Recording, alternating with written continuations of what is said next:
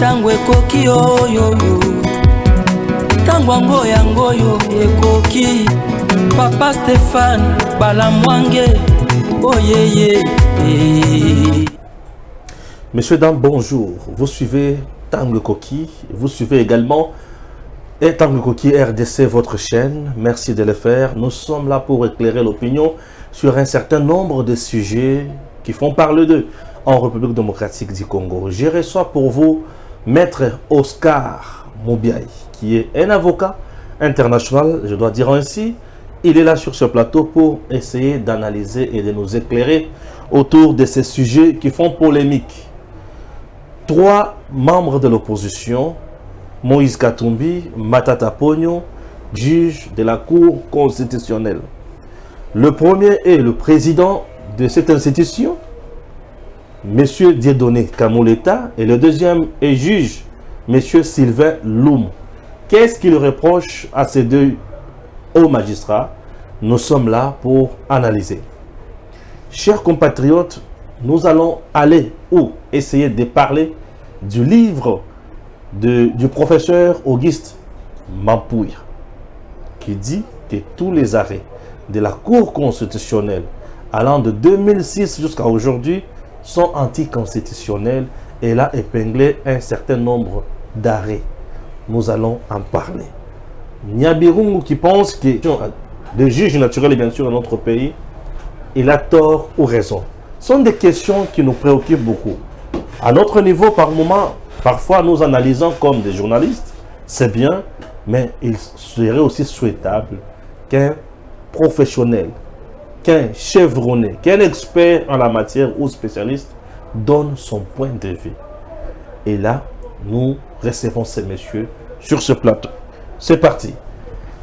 Maître Oscar Moubiaï, bonjour et bienvenue. Merci beaucoup, monsieur le journaliste. Heureux d'être chez vous. Merci. Nous sommes Tango Koki RDC. C'est notre deuxième plateau puisque le premier, il est en chantier. Alors, nous vous accueillons quand même avec joie. Nous sommes très heureux de venir chez vous et surtout de voir un jeune Congolais entrepreneur. Merci. Sur son initiative privée qui donne l'emploi, parce que je vois ici que vous n'êtes pas seul. Non. Vous avez des gens en caméra, bien sûr. Tout ça, vous donnez l'emploi, vous créez l'emploi. Presque 11 personnes. C'est ça, c'est que nous saluons et nous vous encourageons. Merci beaucoup. Je vais lire le premier sujet de notre émission. C'est le dossier juge constitutionnel. Alors, les opposants congolais, Augustin Matata Ponyo, Mapon, Moïse Katumbi, Chapwe et Delis Sanga, exigent la démission de M. Dieudonné Kamuleta et de Loumou Mbaya Sylvain, tous juges à la Cour constitutionnelle, et dont notre chaîne, bien sûr, a lu le contenu. Vendredi 28 juillet passé, ces 3 leaders ont des réserves et leur prise de position publique dans l'affaire de l'assassinat du député national, ministre honoraire, Cherubin Okende. Que dites-vous? Écoutez, d'abord, observation. Il y avait 4. Aujourd'hui, on en a 3. Parce que les 4 leaders... Martin Fayoulou, qui c'est des partis des autres, c'est ça? Il y a un de vos collègues qui me disait qu'il est porté disparu dans la nature. Ah, comment ça? Il est là. C'est un de vos collègues qui m'a dit ça. Ah, ok, ok. Ce qui ne m'étonne pas, l'élection présidentielle, pour se construire une bulle, en considérant qu'il était le président élu, moi j'avais indiqué aux uns aux autres que cette bulle allait s'évaporer, comme l'enfant qui s'amuse avec des bulles et puis ça s'évapore. Et surtout qu'il réclamait aussi la vérité des urnes. Bon, voilà, c'est pour ça que j'ai ouvert cette parenthèse pour dire que la clique de ces personnages que vous me citez, c'est de leur habitude. Très bien. De recourir, bon, vous parlez des vérités des urnes, je parlerai beaucoup plus de mensonges, comme l'art d'accès au pouvoir. Donc, mensonges des urnes. Mentionné la Cour constitutionnelle, la CENI, ont proclamé monsieur le président actuel. Nous n'avons pas vu aux États-Unis Trump continuer à danser et à se faire appeler président élu. Et par ailleurs, nous savons qu'il fait l'objet de poursuites judiciaires sans que l'on ne crie au scandale. Ça, c'est en ce qui concerne M. Fayulu, qui finalement disparaît aujourd'hui parce qu'il aurait dû être aussi signataire de ce courrier-là. Bon, pourquoi il l'a fait? Vous comprenez qu'on dit toujours que le mensonge a des petites jambes et la vérité finit toujours par rattraper cela. Voyez-vous, quelqu'un qui était hier, se disant président élu, l'on pensait qu'il allait incarner l'opposition et qu'il avait des ambitions politiques. Mais aujourd'hui, il s'efface discrètement et par stratégie au profit de M. Katumbi. M. Katumbi, parlons de lui comme signataire de ce courrier-là. C'est dans son habitude. Je vais vous donner un cas. Parce qu'avec la justice, il joue toujours à la victimisation et cherche peut-être au coup de billets verts certaines personnes, dont Délice Sanga, le seul que je trouve qu'il s'est embarqué dans une mauvaise aventure parce que j'estime que lui, il a du recul nécessaire, il est juriste et avant d'engager une action, on doit en mesurer les chances que l'on dit de succès. Donc il ne peut pas faire des choses sans en calculer. Alors, M. Moïse Katumbi, vous savez qu'il a monté, d'abord, il est l'auteur de 2 faux pénaltys. Vous comprenez qu'en termes de... Même si on est meilleur joueur, on est sanctionné. Et vous avez suivi quand il y a eu la Coupe du Monde 2010 avec la main de Thierry Henry. La France s'est désolidarisée. J'ai dit, Henry, on voulait bien qu'on aille à la Coupe du Monde, mais pas à la triche. Mais voilà le monsieur qui veut nous diriger aujourd'hui. Dit avoir occasionné 2 pénaltys, ça veut dire a permis à Kabila 2 fois de tricher. Ah, c'est ça. Ah, il nous avait parlé de l'histoire de 3 faux pénaltys. Donc il a dit non au 3e faux pénalty. Ouais. Merci. Il a fait 2 faux pénaltys. 2 là, ça veut dire que Kabila a fait 2 mandats en complicité avec Katumbi de tricherie. Ah. Bon. C'est ça l'interprétation. Non, mais c'est lui-même qui l'a dit, mon frère. Ok, merci. Moi, je n'invente rien. Okay. Pourquoi je vous dis ça? C'est pour que vous compreniez un peu l'état d'esprit de ce genre-là. Ok. Mais ce qui est plus important, il a dit non au 3e pénalty, a-t-il dit. Ouais. Et on l'a vu à Lubumbashi dire quoi? C'est parce que tout ça, cette attaque contre la Cour constitutionnelle, c'est à des objectifs politiques. Et ça sort du laboratoire des officines bien outillées. Or, quand M. Katumbi, sous Kabila, va en Europe, où il a prétendu aller en exil, alors qu'il n'est jamais allé en exil, parce que quelqu'un qui est poursuivi par la justice, vous savez qu'il a été poursuivi par la justice. Et ça, ce n'est pas l'exil. L'exil, on fuit. Lui, il n'a pas fui. Non, lui, il a été autorisé par Kabila pour aller au soin. Dans un avion médicalisé. Ouais. Mais ça, ce n'est pas l'exil. Ça, c'est pas l'exil. Alors, on dit qu'il a été exilé politique. Il n'a jamais été exilé politique. Déjà, ça, c'est du mensonge. Bon, ben. Maintenant, ce qui est important, pour que vous compreniez comment ce monsieur est quand même trop dangereux. Quand je dis dangereux, quand on veut être homme d'État. Madame Chantal Ramazani, qui était présidente du tribunal de paix de Kamalondo, à Lubumbashi. Ouais. Il a dit que cette dame l'a condamnée à 3 ans de prison, sous menace de Kalev, avec l'arme à la trempe, disait Olivier Kamitatou. D'être consulté en France où elle vit. Pourquoi? Parce qu'après avoir Katumbi est revenu au Congo, il a saisi la Cour de cassation, donc la Cour suprême, pour qu'on condamne cette dame en disant qu'elle avait rendu le jugement par corruption.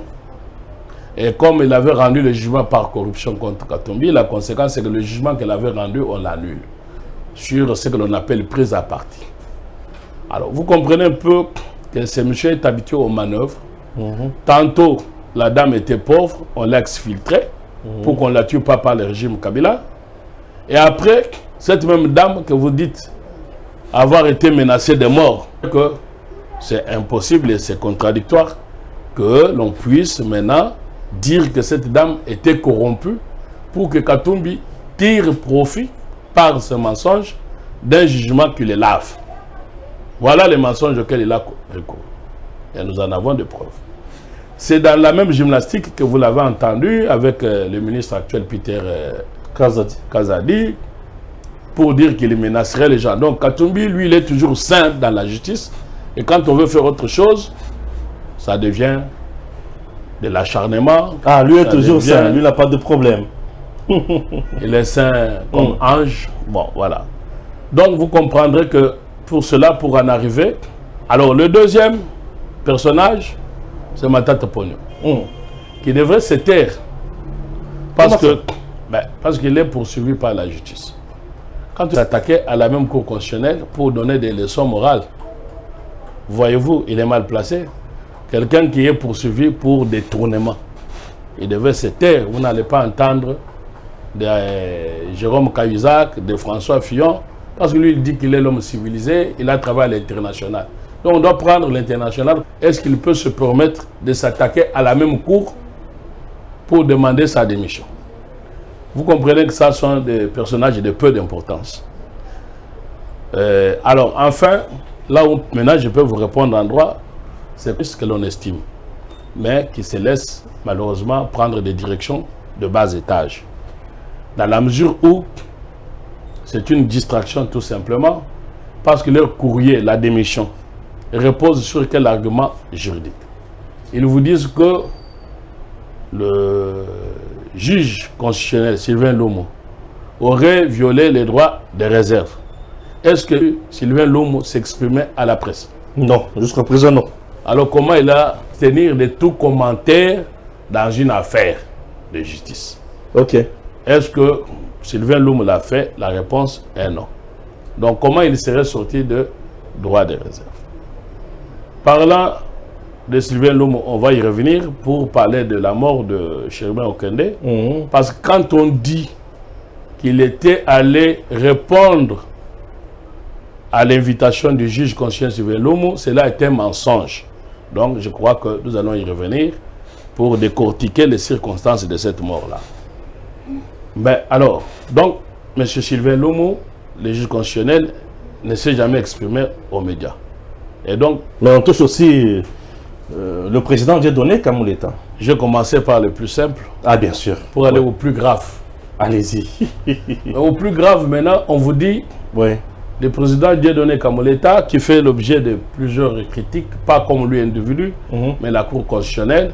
Vous avez parlé de Matata, plutôt Matata, oui, parce que ce sont ses avocats, les professeurs Nabirungu comme Mampouya, qui disent que la Cour constitutionnelle, notre Cour constitutionnelle, qui est une institution d'ailleurs qu'il faut respecter, n'a jamais rendu une décision qui soit convenable par rapport à la loi, à la Constitution. On y reviendra quand on va parler du livre. Mais ici, il faut s'interroger. Est-ce que depuis la mort de Cherubin Okende, est-ce que l'on a vu le président Kamuleta faire un commentaire sur l'affaire?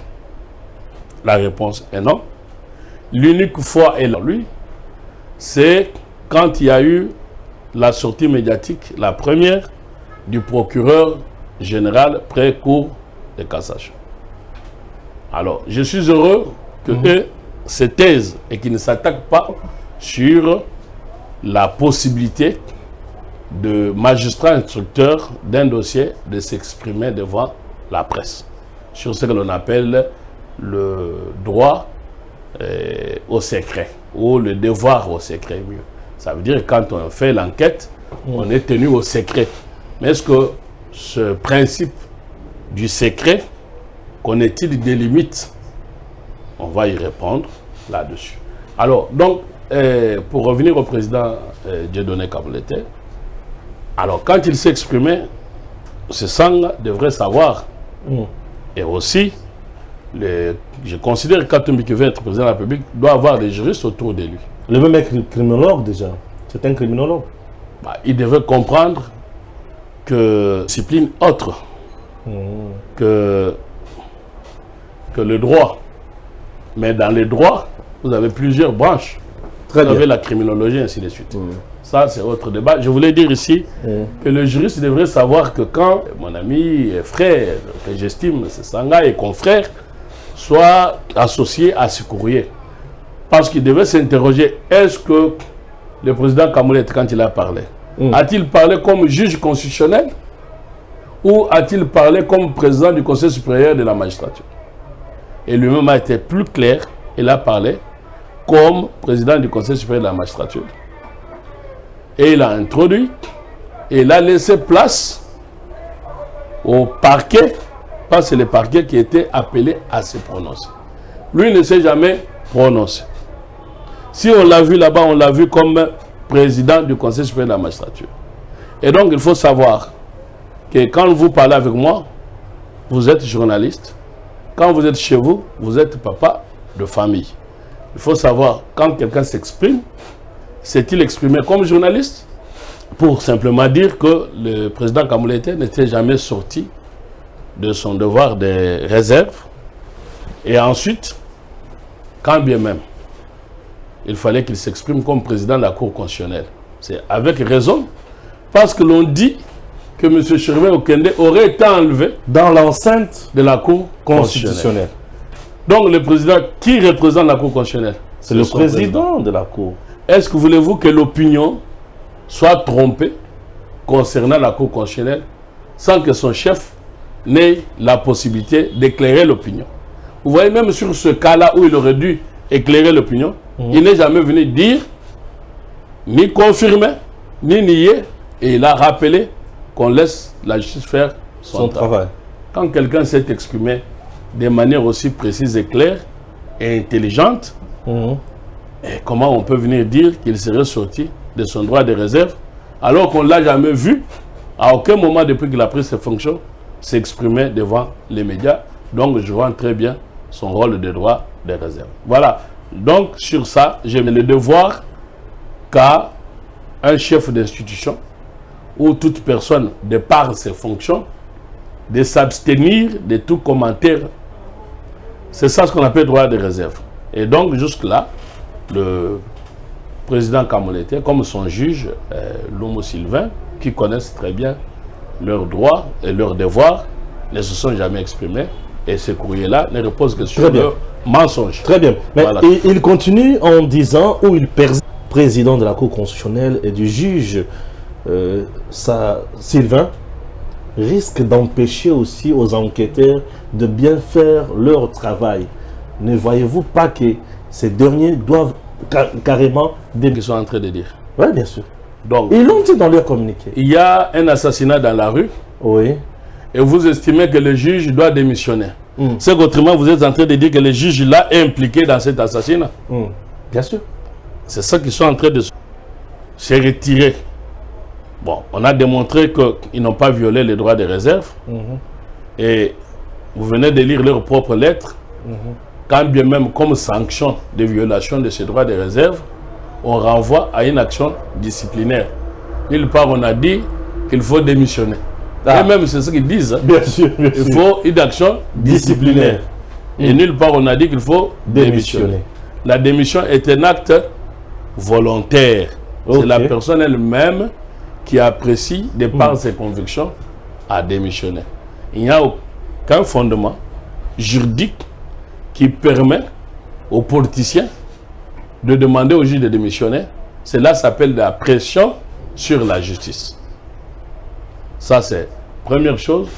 Deuxième chose, quelle est la qualité et l'intérêt de ces gens? Parce que pour agir en justice et pour demander quelque chose devant la justice, il faut en avoir qualité. Vous êtes intérêt. Et intérêt. Vous êtes papa d'un enfant qui fait l'accident. Bien sûr. Il est mineur. Le parti politique n'a pas qualité d'agir en justice pour ses membres. Dans la mesure où, quand il y a, pour être partie à agir en justice, il faut que vous ayez subi un préjudice direct, pas indirect, directement. Donc ici, il n'y a que le membre de la famille de M. Germain Okende qui peuvent parler. Donc à Toumbi.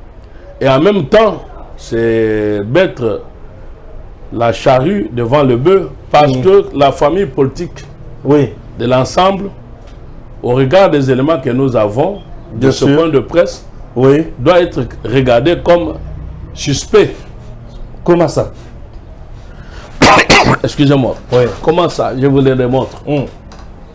On dit qu'il y a un garde-corps, le premier suspect, le garde-corps est le premier suspect. Là, nous sommes au niveau des circonstances de la mort de Germain. On nous dit, dans le point de presse, il a donné l'alerte quand il a constaté que son patron n'était plus là à l'endroit où il l'avait laissé, soi-disant sur le parking.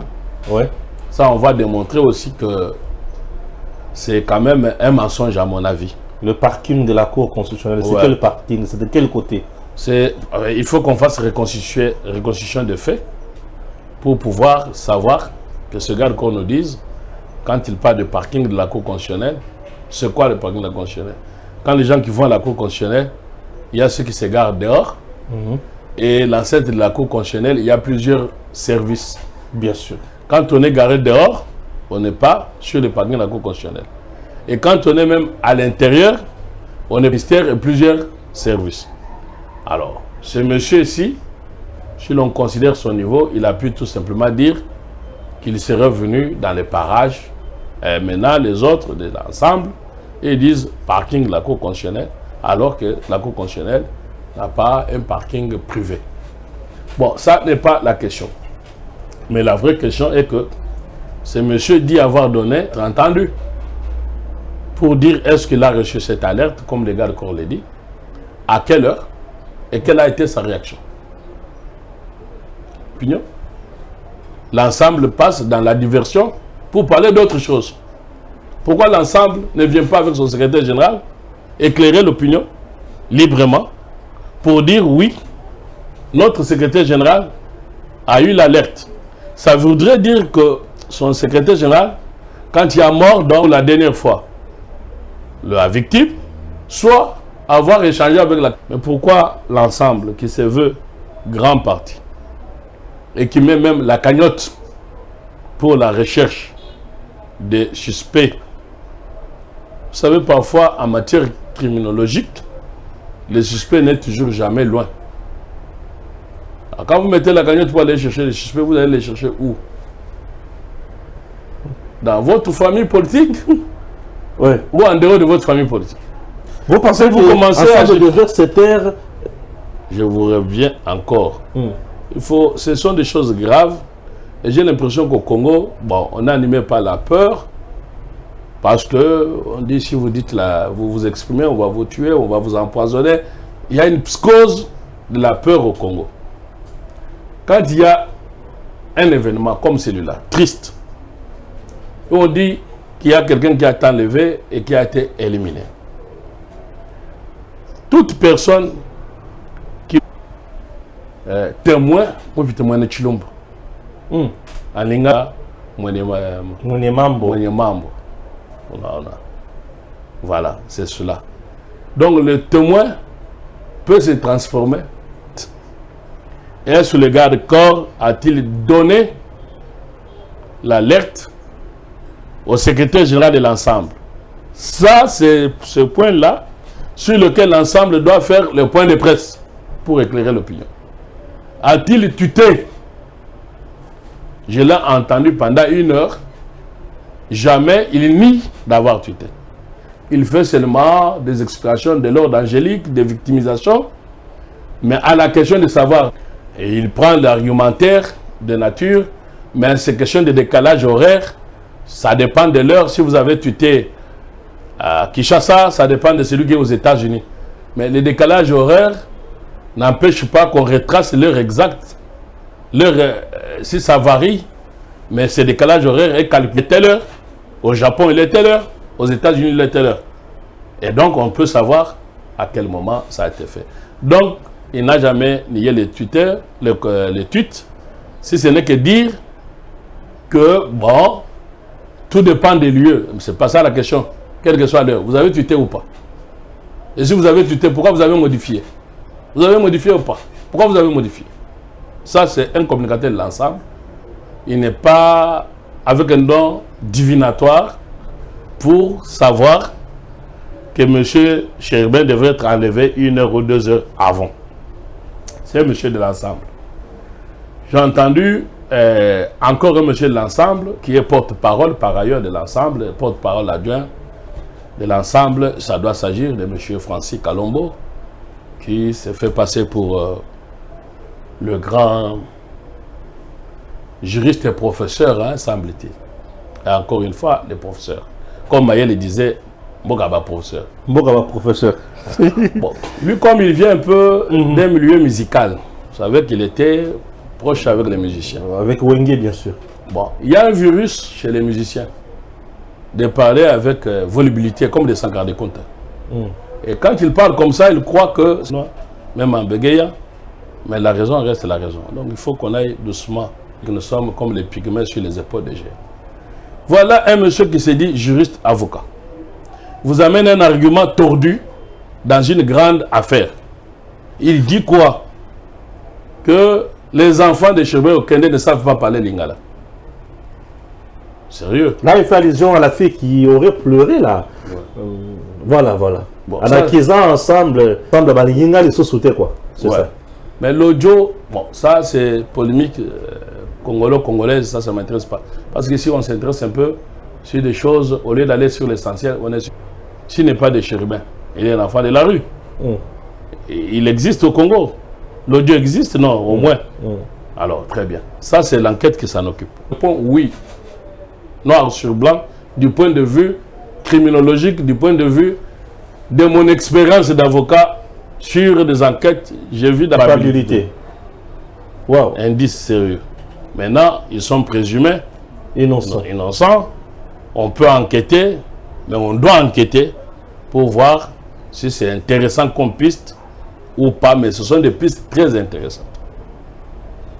Quand on nous dit que l'enfant qui a pleuré n'est pas l'enfant des Chéribins, voilà. Et cela est vrai. Alors, Chéribin a des enfants. La justice doit s'approcher auprès de ses enfants, bien malgré qu'ils sont dans les traumatismes. Mais vous savez que la justice ne peut pas être conduite avec l'émotion.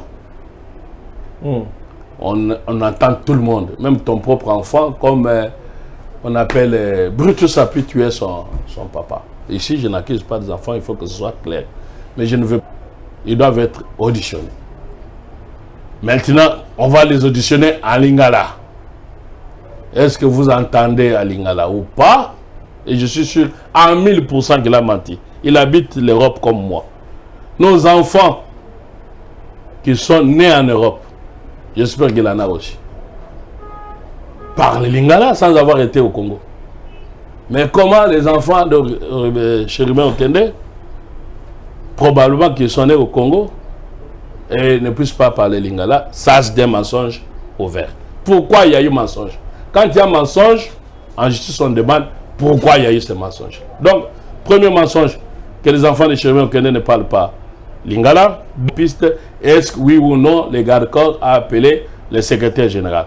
Si le point de presse sur lequel nous attendons l'ensemble s'exprimer et non pas commencer à dire nous n'avons pas confiance en justice, nous n'avons pas, je crois que le manque de confiance en justice, ça pourra nous conduire au livre de... Chéribin Okende devrait passer pour ajouter les informations dans son dossier sur déclaration du patrimoine familial. Et c'est important, et c'est un exercice constitutionnel qu'il faut à tout prix exécuter. Obligation. Ça veut dire que vous devez le faire. Si vous ne le faites pas, on vous arrête. Comment ça? Je vous lis l'article 99 de la Constitution. Et ça, c'est très important parce que ces gens-là veulent faire croire que le fait qu'on ait appelé Chéribin Okende à la Constitution, c'était un piège, ça entrait dans un scénario d'aller l'éliminer. Non, ça c'est dangereux si on dit des choses comme ça. C'est outrage même à la justice, on peut les arrêter pour ça. Ah, les gens qui disent ça, oui. Parce sont en train d'outrager. Vous ne pouvez pas imputer à la Cour constitutionnelle des accusations aussi graves. Hein? La Cour constitutionnelle, c'est la justice. La justice doit être respectée. Quand bien même les gens disent à tort que le président de la République lui-même a dit non, c'est des conneries. Bon, voilà, ceux qui n'ont rien compris. L'article 99. Je vous lis seulement un dernier paragraphe. Dans les 30 jours suivant la fin des fonctions, donc les fonctions, qu'est-ce qu'ils sont tenus de faire? Ils sont tenus de déclarer leur patrimoine. C'est ça ce que j'appelle, vous m'invitez ici, j'interviens dans les cadres de l'association que j'ai mise en place, État des droits en marche. L'État des droits en marche prône la démocratie. Cet article donne pouvoir à tout Congolais de vérifier si les dirigeants ont volé ou n'ont pas volé. C'est pour cela, à l'entrée des fonctions, ils font la déclaration de patrimoine. Vous étiez enseignant de l'école primaire, ou vous étiez chômeur, on vous nomme ministre, ou vous étiez locataire, comme un ancien premier ministre qu'on a connu. Et on le nomme ministre. Il vient. Il dit, à l'entrée des fonctions, voilà la déclaration de mon patrimoine. Monsieur, as-tu la maison ou pas? Le monsieur dit, je n'ai pas de maison. À la fin de ses fonctions, il est tenu de venir encore faire une déclaration pour voir ce qu'il a acquis pendant les fonctions qu'il était Premier ministre. Maintenant, on le trouve qu'il a des maisons partout à Kinshasa. Et son salaire permettait à ce qu'il puisse avoir des maisons partout à Kinshasa, comme certains en ont aujourd'hui. À ce moment-là, c'est pour ça qu'on doit avoir l'obligation de venir faire la déclaration. Donc les Congolais doivent écrire à la Cour constitutionnelle. Tel ministre, nous l'avons vu, il était enseignant ici. Maintenant, vous voyez qu'il a des maisons partout. Est-ce qu'il vous a fait la déclaration de patrimoine? Qu'est-ce qu'il a déclaré? Combien de maisons il a? Où est-ce qu'il a trouvé ça? Et on porte plainte contre lui pour détournement, comme on le fait pour Matata. C'est pour ça que vous m'avez vu dans l'affaire Caméra, je m'étais constitué partie civile, citoyen congolais. Et donc, on dit, faute deux choses importantes. Excusez-moi. Deux choses importantes, c'est que la première, c'est que le fait qu'on ait appelé monsieur le pauvre Chérubin Okende pour aller à la Cour constitutionnelle, c'était dans le cadre de l'article 99 de la Constitution, parce qu'après il manque un élément. Imaginez-vous que vous avez 5 immeubles, mais vous dites dans votre déclaration, j'ai 5 maisons. Mais sur 5 maisons, on regarde dans les dossiers, on ne trouve que 3 fiches parcellaires. Donc les 2 autres maisons n'ont pas les documents. On peut vous appeler pour dire, venez nous montrer les documents. Vous avez dit que vous avez un seul compte bancaire. Mais après vérification par la Cour constitutionnelle, on voit que vous avez 3 comptes bancaires, vous en avez caché 2. C'est une fraude, comme on l'a vu en France avec Jérôme Cahuzac. On vous poursuit. Donc 2 choses. 1. L'invitation de M. Chérubin Okende était totalement légale et constitutionnelle. Sur base de l'article 99 de la Constitution. 2. Ce même article nous donne l'occasion de dire que M. Nyabirungu et M. Mampouya ont menti sur toute la ligne. Là, je m'en vais accepter avant d'arriver à ce niveau-là. C'est le deuxième point de notre émission. Nous sommes encore au niveau du premier point. Avant de clore ou de mettre fin avec le premier point, j'aimerais d'abord savoir qu'est-ce qui motive les 3 membres de l'opposition, selon vous? Puisque au regard de vos analyses, je me suis rendu compte que la Cour est presque dans ses droits, dans ses attributions. Le président de la Cour n'a pas de problème, le juge Sylvain n'a pas de problème. Mais qu'est-ce qui motive ces 3 membres de l'opposition? S'il fallait paraphraser Mosé Laurent Désiré Kabila, on dirait que c'est un agglomérat d'aventuriers. Agglomérat des aventuriers. Ouais, des Tambo Mwamba. Des Tambo Mwamba, des Katumbi, des Matata. Des Matata, des Sesanga. C'est pas possible. Bon, merci. Bon, pourquoi j'ai dit ça? Oui. Qu'est-ce qui motive? Oui. Mais il veut déstabiliser une institution d'organisation des élections. Oui. Nous sommes à 6 mois d'élections. Heureusement que nous l'encourageons beaucoup, le président de la Cour constitutionnelle. Dieudonné Kamoleta. C'est que vous soyez victime de dénonciations calomnieuses. Oui.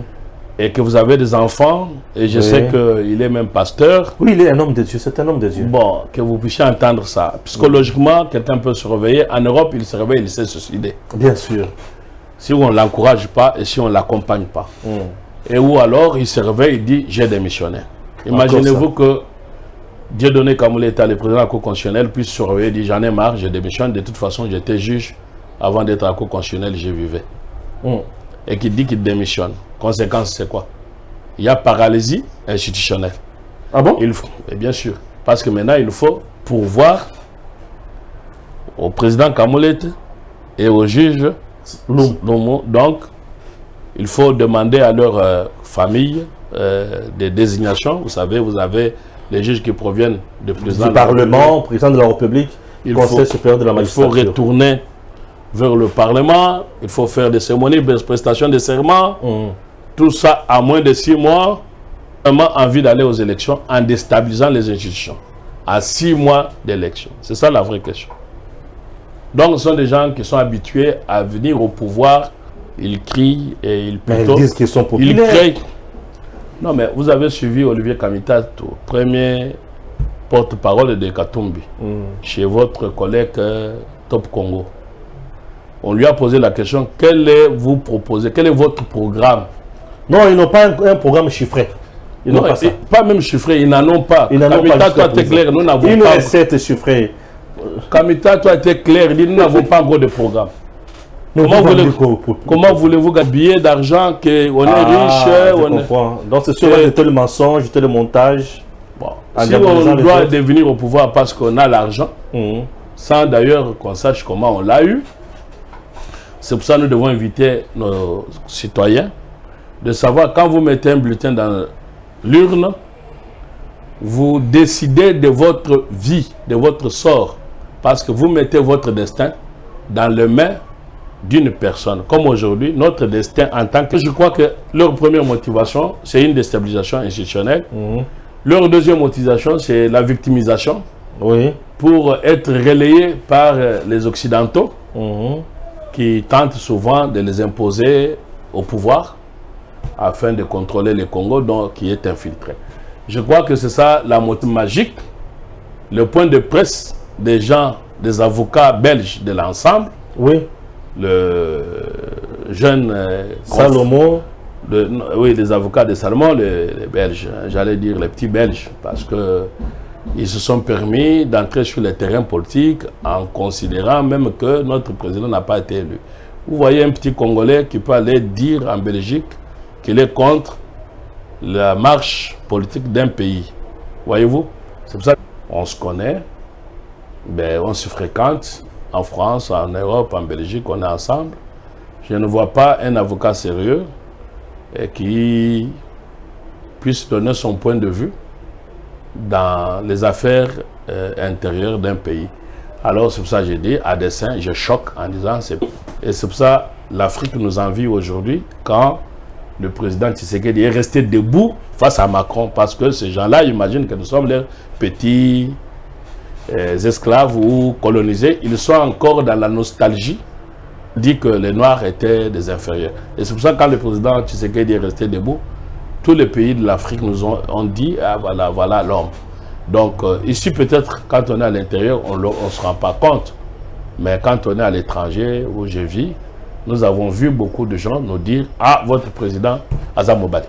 Très bien, voilà. Bonsoir. Un spécialiste, il est avocat international, puisque c'est un Congolais de père et de mère qui réside en France. Il est ici en RDC.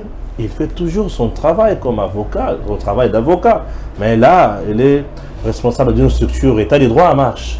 Voilà, état de droit en marche, et on essaie avec lui. Le deuxième point, Matata Ponyo. Le dossier Matata Ponyo commence quand? Il y a eu un réquisitoire du procureur général près la Cour constitutionnelle, M. Mokolo, qui avait demandé la levée des immunités de Matata au niveau du Sénat. Le sénateur avait refusé, mais au finish, le bureau avait levé les immunités. Et on s'est retrouvé un jour à la Cour constitutionnelle. D'entrée de jeu chez les fonds, au niveau de la forme, le lendemain, Dieudonné Kalouba, président de la Cour constitutionnelle à l'époque, vient et nous dit que la Cour constitutionnelle était incompétente de juger Matata Ponyo. Les avocats de Matata Nyabirung et les autres disaient que Matata Ponyo ne pouvait pas être jugé à la Cour constitutionnelle, mais plutôt à la Cour de cassation. On arrive à la Cour de cassation, non, il ne peut pas être jugé ici puisqu'il n'a pas posé ses actes comme sénateur, puisque la Cour de cassation juge les sénateurs, le ministre. Je me suis demandé, dans notre pays, nous avons un homme qu'on appelle homme-loi, qui s'appelle Matata Ponyo. Lui n'a pas de juge naturel. Est-ce vrai, Matata Ponyo n'a pas de juge naturel? Est-ce vrai, la Cour constitutionnelle aujourd'hui est dans ses attributions depuis Augustin Mampouya qui dit l'arrêt Matata est anti-constitution. Essayez de nous éclairer. Vous avez le temps d'éclairer l'opinion. Bon, merci beaucoup. Merci. Alors, mettons Matata Ponyo, Nyabirungu, Mampouya, comme les doyens Carbonnier disaient, comme les gens cousus dans le même sac. Hein? Ils sont tous comme cousus dans le même sac. Et leur sac est nauséabondant. Ça pue. Ça pue. Ouais. Parce que les mensonges, ça pue. Ça choque. Ok. Ouais. Allez-y. Et surtout quand ce mensonge-là est sous, on va dire, édulcoré. Ça veut dire on met la peinture pour couvrir la pourriture. Et surtout quand on dit que c'est scientifique, ça vient des professeurs, ainsi de suite. Première question. On me pose toujours cette question. J'ai démontré, noir sur blanc, j'ai dit que ceux qui disent le contraire viennent en débat contradictoire. Je n'ai vu personne. Ni eux-mêmes les professeurs, ni ceux qui se déclarent aujourd'hui comme leurs étudiants, devenus professeurs de la rue, parce qu'au Congo on vend tout. Il y a un de votre collègues là, qui s'est dit professeur de la rue, et qui donne les cours gratuitement. Voilà. Ce monsieur-là, vous le connaissez, non? Non, je ne connais pas. Ça s'appelle Pius quelque chose. Pius Romain Roland. Ouais. Ah oui? Satisfait. Il a appris. Bon, si ma tante n'est pas venue, qu'il envoie son étudiant là, pour que je demande que son professeur l'a menti. Bon, s'il m'écoute là où il est, je lui démontre les mensonges. Ancien Premier ministre.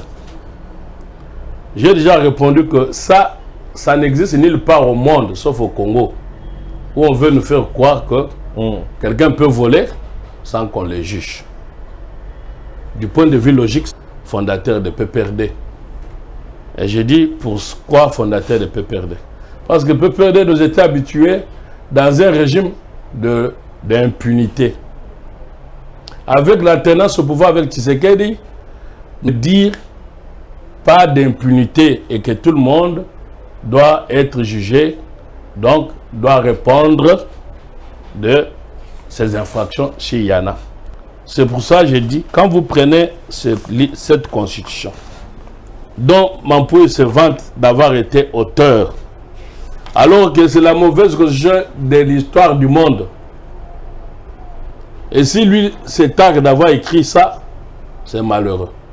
Mais comme c'est une constitution qui est là, on peut la perfectionner. Parce que la Cour constitutionnelle est en train. La pire du monde, hein? Je vous donne un exemple comme ça. Les gens ne me prêtent pas d'attention pourquoi j'ai dit ça. Vous prenez l'article 9 de la Constitution congolaise. Je peux lire? Vous pouvez lire. Rapidement, l'article 9 de la Constitution congolaise. L'État exerce une souveraineté permanente, notamment sur les sols, les sous-sols, les eaux et les forêts, sur les espaces aériens, fluviaux, lacustres et maritimes congolais, ainsi que sur la mer territoriale congolaise et sur le plateau continental. Mampoui qui se targue d'être auteur était là à San City pour cette constitution. Est-ce qu'ils sont congolais? C'est pour cela que quand le président de la République vous dit dans le langage clair et diplomatique en disant laissez des Banyamulenge, ce sont nos frères. C'est qu'est-ce qu'il veut dire par là? C'est pour les mettre au mur.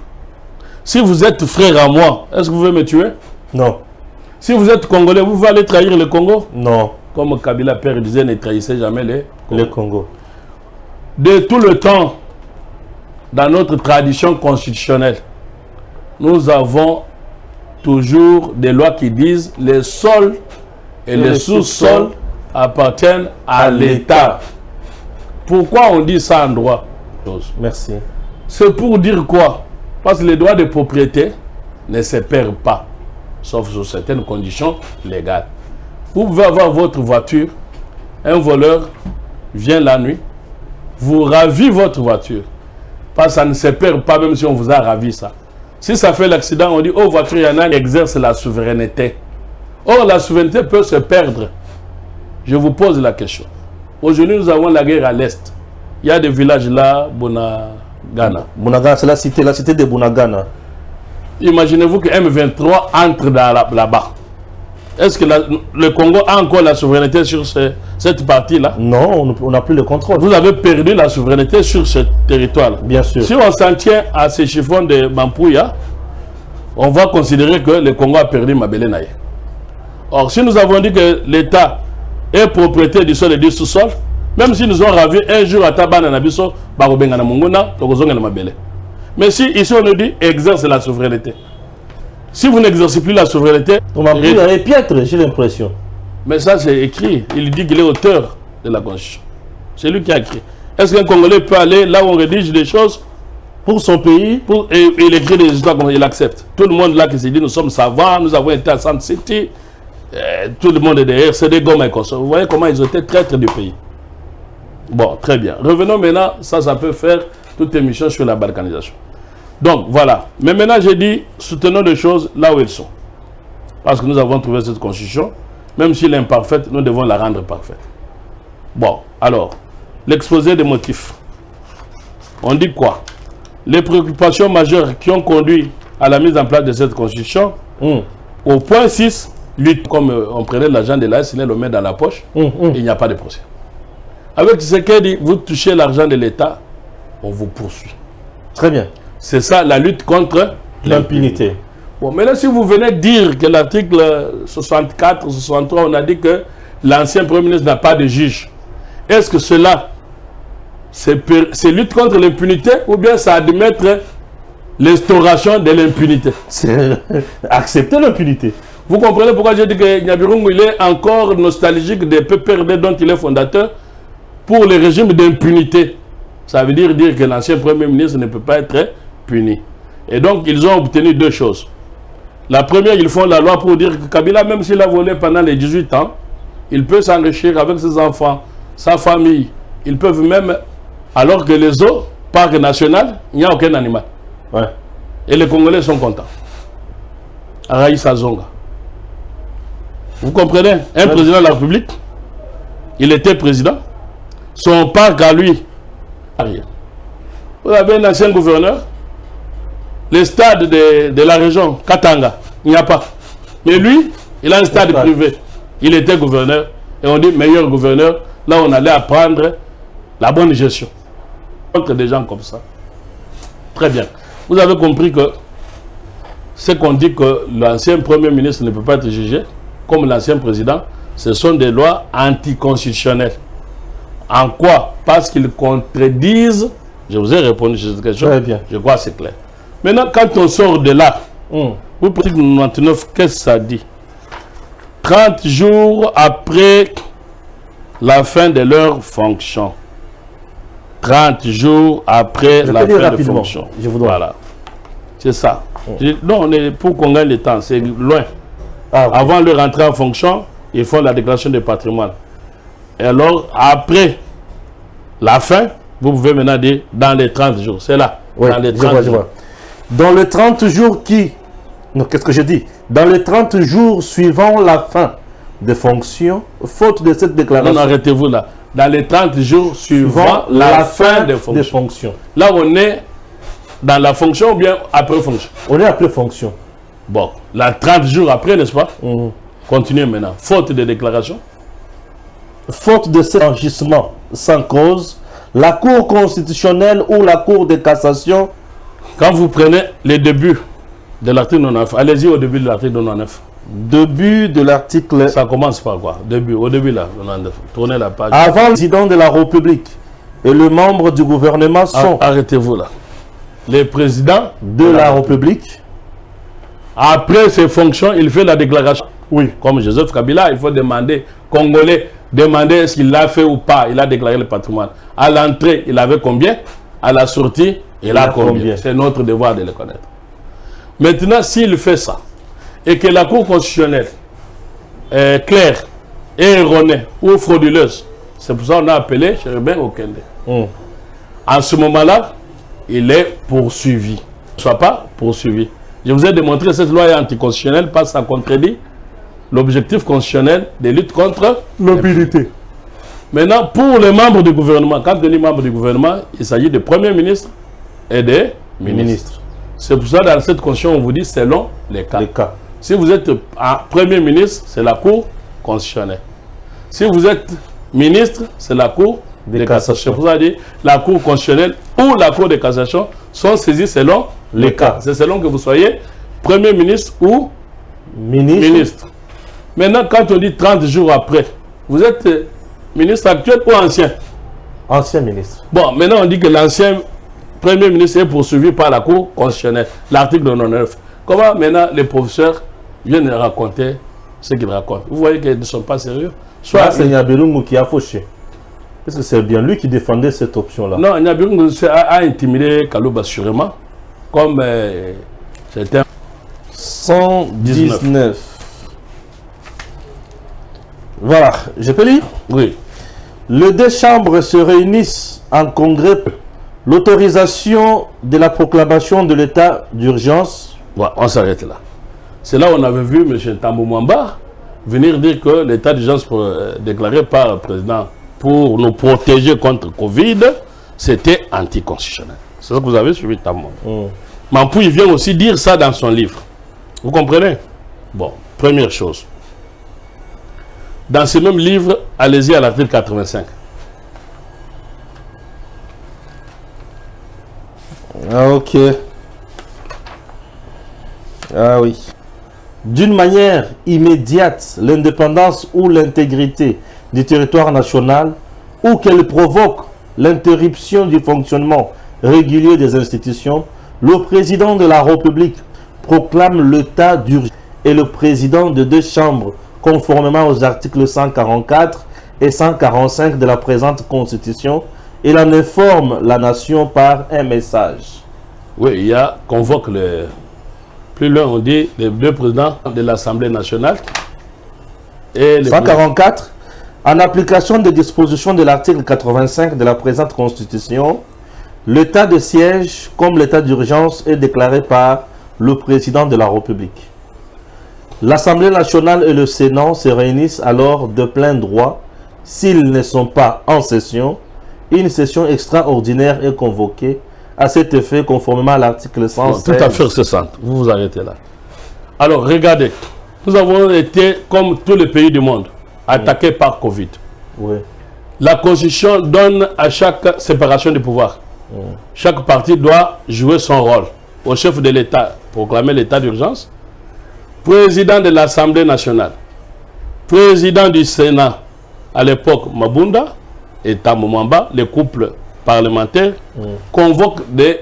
S'ils ne sont pas... Pourquoi on doit convoquer ça? C'est parce que comme le président de la République prend des mesures privatives des libertés, bouclage, et les soirs, vous ne sortez plus, Gombe, c'est fermé. Tout ça, ce sont des mesures qui limitent les libertés des citoyens. Vous comprenez? Et on ne peut pas limiter la liberté des citoyens sans loi. C'est pour ça qu'on convoque les députés pour venir voter la loi afin de soutenir les mesures du président pour protéger les Congolais contre Covid. Cash FCC. Comme c'était Tshisekedi et qui n'était pas de leur majorité, ils ont refusé de protéger les Congolais pour qu'ils meurent. Vous comprenez la gravité? Et que Tshisekedi soit responsable. Vous comprenez la gravité. Mais à aucun moment dans ce livre, Mampouya ne dit pas que Tambo Mwamba, président de l'Assemblée nationale, du Sénat, de convoquer pour qu'on prenne des lois afin de protéger les Congolais. Nulle part il ne le dit. Alors que c'est la grande erreur du siècle où ces gens ici au Congo, et ils ont voulu mettre les bâtons dans les roues de Tshisekedi pour que nous puissions mourir. Vous vous imaginez combien nous avons de criminels. Bref, aujourd'hui... Et si Tshisekedi n'était pas un président qui décide et qui agit, parce qu'il y a des gens qui disent non, il est les patins, il est ceci, cela, ça, on voit ça ici. Il a pris son courage en main pour sauver les Congolais en vertu de l'article 169 de la Constitution, et il a conduit l'état d'urgence et nous sommes sortis de Covid, Dieu merci. Mais les deux là n'ont pas fait leur devoir. Mampouya n'en parle pas. Ça au moins c'est ce qui est essentiel. Le reste là c'est du juridisme. Point 2 qui parle du congrès pour l'état d'urgence. Je ferai la démonstration parce que ça devient trop technique. Donc il faut prendre seulement une approche triangulaire comme en géométrie. Vous prenez l'article 85, vous descendez à 144 et vous allez à 145. 119 qu'il parle renvoie à 85. 85 renvoie à 144. Donc finalement en loi, quand il y a renvoi, on applique la loi des derniers renvois. Et donc, nulle part, il est dit qu'il faut les congrès pour programmer l'état d'urgence. Si on a mis ça là-bas, c'est par erreur du constituant et donc c'est par absence de ce qu'on appelle la légistique. Dans des pays développés, quand vous prenez des lois, vous devez faire attention pour que les lois ne se contredisent pas. Et il y a maintenant les experts de ce qu'on appelle les légistiques pour savoir si on prend une loi dans ces domaines, est-ce qu'il ne pourra pas contredire dans l'autre domaine. Mais comme cette histoire a été rédigée par des Mampouya, hein, donc c'est pour cela ça conduit à ce qu'on parle de confusion. Donc je crois que j'ai répondu, du moins par rapport à la critique vers la Cour constitutionnelle, j'ai démontré que Mampouya, ce qu'il démontre, repose sur aucun fondement scientifique. Il dit que la jurisprudence n'est pas une source de droit. Faux. C'est une source internationale. Il est vrai que la jurisprudence n'est pas une source de droit. Mais pas en droit interne. Vous comprenez? Mampouya dit ça, c'est faux. Mampouya dit que la notion du pouvoir régulateur, ça veut dire quoi le pouvoir régulateur? Ça veut dire que les juges constitutionnels au monde maintenant, dans la conception moderne, c'est lui qui peut... Parce que quand on dit une loi a une portée générale. Tout journaliste doit faire ceci. Mais maintenant, voilà que M. Stéphane a fait cela. Quand on juge M. Stéphane, on prend la loi générale, on l'adapte, on l'interprète en fonction de ce que Stéphane a fait. On part du général au particulier. C'est dans ce cadre-là que les juges adaptent la loi, en donnent la bonne intelligence. Et c'est ce qu'on appelle la jurisprudence seule qui doit dire c'est quoi la loi. Ce n'est pas les députés. Les députés votent la loi, mais ne la comprennent pas. C'est les juges qui doivent dire voilà le bon sens de la loi. Je vous donne un petit exemple là-dessus. Pour comprendre ce que Mampouya dit est extrêmement grave. Sauf qu'il était en France pendant la période où la science a évolué, c'est déjà dépassé. Donc comme quand il parle de la Cour constitutionnelle, en disant que la Cour constitutionnelle, les juges constitutionnels français, n'a pas le pouvoir juridictionnel. Ça, c'était admis comme ça. Mais avec l'évolution, parce qu'on ne voulait pas qu'un juge contrôle et que le juge qui n'a jamais été élu n'a pas la légitimité de contrôler. Et le Conseil constitutionnel français, et maintenant, c'est pour ça qu'ils sont même entrés dans la chaîne des cours constitutionnelles européennes. Donc, aujourd'hui, les juges constitutionnels jouent un rôle régulateur. Mampouya dit non, ce rôle-là ne joue pas. Alors, je vous donne un exemple. Quand vous avez une loi sur le chemin de fer en France, quand vous lisez cette loi mot à mot, de manière littérale, comme il lit l'article 119.2, il lit ça de manière littérale, mot à mot. Mais il ne lit pas l'esprit. Ok? Comme l'article 168. Ok? Je vais vous revenir deux choses. Je reviens sur l'article 168. Mais pour qu'on comprenne 168, je vous montre ce que ne peut pas descendre quand le train est arrêté. Il faut descendre quand le train est en marche. Ce n'est pas logique. Donc, le législateur s'est trompé. Si on comprendrait qu'on ne peut descendre du train que quand il en marche, c'est dangereux, tu vas mourir. Alors on a dit non, là, le législateur s'est trompé. Donc, il faut dire qu'on descend du train que quand il est arrêté en gare. Ça, c'est le juge qui a interprété. Ça s'appelle l'interprétation. Le juge qui en donne l'intelligence.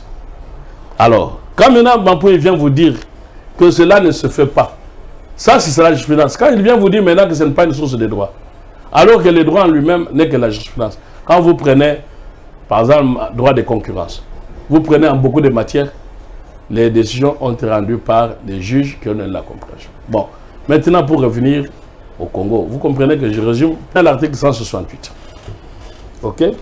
Très bien. Tout le monde est devenu maintenant spécialiste de l'article 168. Ah, les arrêts de la Cour. Les arrêts de la Cour constitutionnelle ne sont susceptibles d'aucun recours et sont immédiatement exécutoires. Bon, on s'arrête là. Les arrêts de la Cour ne sont susceptibles d'aucun recours. Dans la tête, je ne sais pas, où ils sont de mauvaise foi, où ils sont, comme je l'ai dit, les nouveaux analphabètes. Parce que les nouveaux analphabètes sont des gens qui sont intellectuels, comme vous et moi, mais qui ne lisent plus. Vous voyez ces vieux-là, des Mampouya, des Dabirungo, ça fait 30 ans. Ils ne lisent plus. Alors s'ils ne s'actualisent plus, il y a 30 ans, mon grand-père l'a étudié, mon père l'étudie, mon fils l'étudie. Mon fils. Non. Et sans que ça change. C'est mon petit-fils. Sans que ça change, même qu'il chasse ça ici. Même virgule, même point. Même point. Ce n'est pas possible. Alors, quand vous prenez l'article 68, c'est la copie conforme de l'article 62 de la Constitution française. Même point, même virgule. Par cette Constitution, ils ont imité la France. Ok. Ok. Mimétisme constitutionnel. Voilà. Maintenant, l'article 168 dit quoi? Ok. Pour les juristes. Et Bampoui, il est dit dans son livre. Et là, il dit ce qui est vrai. Il dit qu'il y a autorité de la chose jugée. C'est quoi autorité de la chose jugée? Ça veut dire que quand on a jugé, on ne revient plus deux fois sur la même chose. Donc l'article 168 veut dire que est-ce que l'arrêt Kamoleta revient sur l'arrêt Kalouba, même si le résultat conduit à ce que la Cour considère, mais ça n'est pas la même chose. En droit, la même chose, il faut qu'il s'agisse des mêmes parties, même cause et même obligé. L'arrêt Kamoleta, c'est R const, ça veut dire pas même cause, pas même objet que l'arrêt Kalouba qui est RP. Donc c'est pas même cause, même objet. Condition pour qu'on applique l'article 168, il faut que l'affaire qui a été jugée soit la même, qui est les mêmes parties, même cause et même objet. Vous comprenez? Ce qui n'est pas le cas ici. Donc l'arrêt Kamoleta n'est pas un recours contre l'arrêt Kalouba. Mais c'est quoi? Ce n'est pas un recours, non. Dans l'arrêt Kalouba, vous l'aviez bien dit avant, vous avez parlé de la forme, ça n'a pas tranché les formes. Ça a posé le problème de la compétence. Vous comprenez? La question est allée dire, les juges, je vous donne un bon exemple. Voilà que monsieur est sorti avec, est devenu amant, votre femme est mariée, et on punit l'adultère. Je ne sais pas si au Congo on punit encore l'adultère. Bon, les Européens ne punissent plus l'adultère. Ça, c'est un mauvais exemple. Donc, pour les mœurs, parce que leurs mœurs ne sont pas les nôtres. Mais pour qu'il y ait adultère, pour qu'on puisse condamner l'amant de votre femme, on dit que est-ce qu'il y a eu mariage? Parce que pour parler d'adultère, il faut que l'on parle d'abord du mariage. Les juges qui doivent examiner l'adultère n'est pas le même que celui du mariage. Donc, les juges là, c'est quand vous allez à l'hôpital, on dit qu'on fasse d'abord l'échographie. Donc, le médecin attend. Vous comprenez? Et on demande l'échographie.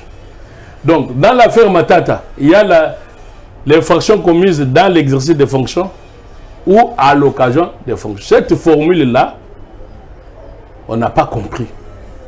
Parce qu'en droit, il n'y a pas de synonyme. Mais quand il y a bureau, on nous dit l'infraction commise dans l'exercice, je trouve maintenant votre caméraman qui est en train de travailler avec nous. Si un accident lui arrive ici, c'est un accident de travail parce que c'est pendant dans l'exercice. Mais s'il quitte ici, il est sur la route en train de rentrer chez lui. Il n'est pas dans les... Hein, il n'est plus au studio. Et vers la maison, la loi du travail considère que cette période-là, s'il n'avait pas était au travail pour rentrer chez lui, l'accident ne serait pas survenu. On considère que même s'il a déjà quitté le bureau, comme il est dans les timings, cet accident est survenu à l'occasion du travail. Et donc on considère que c'est un accident de travail. Donc on dit dans l'exercice ou à l'occasion. Maintenant, comme cette formule-là pour la Cour de cassation, avant de trancher, la Cour de cassation demande à la Cour constitutionnelle, qui est la seule compétente à interpréter ce que ça veut dire, à envoyer saisir la Cour constitutionnelle, dit interprète-moi cette histoire avant que je ne juge Matata. En fonction de cette interprétation, la Cour de cassation a dit est-ce qu'elle est compétente ou elle ne l'est pas. Elle attendait la compréhension. Vous voyez que maintenant, Kamoulet a été expliqué, interprété la formule. Et quand la formule devient claire, la Cour de cassation se prononce. Vous comprenez qu'on n'est pas dans la même matière. Ok? C'est simplement ça.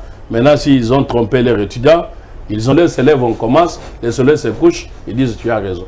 Et la science est universelle. Quand on dit 1 plus 1 égale 2 dans le monde entier, c'est ça.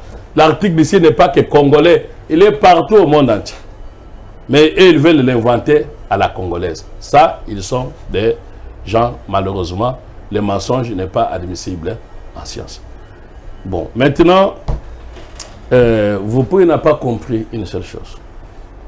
Déjà sur cette histoire d'incompétence. Se déclare incompétente. Ça fait naître ce qu'on appelle conflit de compétences. En France, il y a un juge qu'on appelle conflit de compétences. Si tous vous n'êtes pas compétents, ou si tous vous vous dites incompétents, c'est ce juge-là qui va désigner qui est compétent. Je préfère m'arrêter là. Parce que vous comprenez, ça m'oblige à voler haut. Et c'est à ce moment-là, ça serait difficile pour nos téléspectateurs, les non-juristes. C'est pour ça qu'il faut expliquer ces choses ici, dans le langage où tout le monde comprend, pour que ça ne soit pas la magie. C'est pour ça que j'apprécie vraiment votre émission qui est pédagogique. Maintenant, si on veut le débat élevé, scientifique, qui n'intéresse pas notre population, parce que tout le monde n'est pas obligé d'aller faire les... Mais je vous dis que tout ce que Nyabirongo et Mampoué disent, c'est du mensonge cousu en fil blanc. L'ancien Premier ministre juge l'ancien président de la République. La Cour constitutionnelle a le pouvoir d'inviter un ancien ministre. Maintenant, s'il a fait l'accident en venant, si on l'a enlevé en venant, ça n'a rien à voir avec 99. Donc ça, la Cour constitutionnelle a compétence. L'ancien Premier ministre de la Cour constitutionnelle était dans son rôle d'inviter M. Chérubin Okende.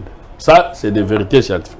Les mensonges, c'est qu'on l'aurait enlevé à la Cour constitutionnelle, qu'on n'avait pas tuté, l'enfant ne sait pas parler lingala, et puis Kamoulet doit démissionner. Ça, ce sont des choses pour répondre de leurs déclarations dangereuses.